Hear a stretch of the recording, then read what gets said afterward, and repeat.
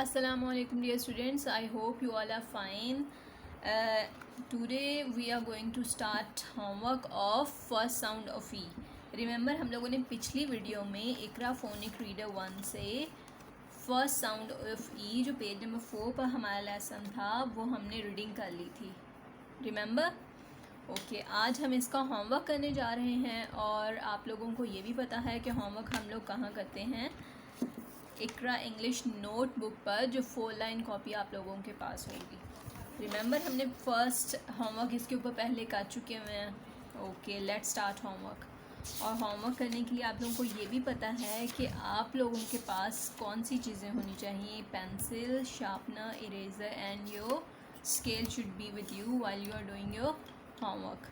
Okay, और next work start करने के लिए हम रिमेंबर हमने डेट्स लिखी थी और फिर पेज नंबर लिखा था और साउंड विद ए लिखा था और हमने साउंड विद ए से कोई से 4 वर्ड लिखे थे. तो आज भी हम लोग साउंड विद ई का टॉपिक लिखेंगे और उसे डबल अंडरलाइन कर लेंगे. Done? Okay, now we will write any 4 word with E. Okay, let's start writing.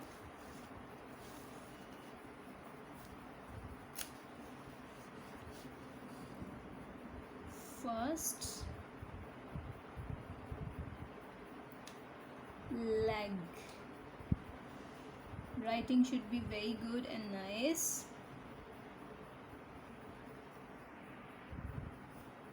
Like this, and then we'll write next one.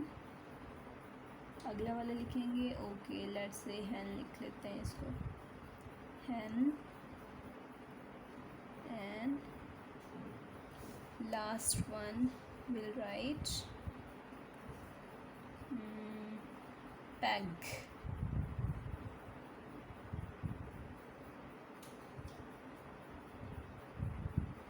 Like this. So our homework is done. You have to write neatly and your work should be very nice and neat. There is no need to change the date. We'll go with the previous date. Okay, and we will change something in the index में पहले लिखा हुआ था sound with ए, इसके साथ एक comma डालेंगे और उसके साथ ई भी ऐड कर देंगे. Clear? So that's all about today's work. You have to memorize these spellings and you have to learn them and read them time and again. Allah Hafiz.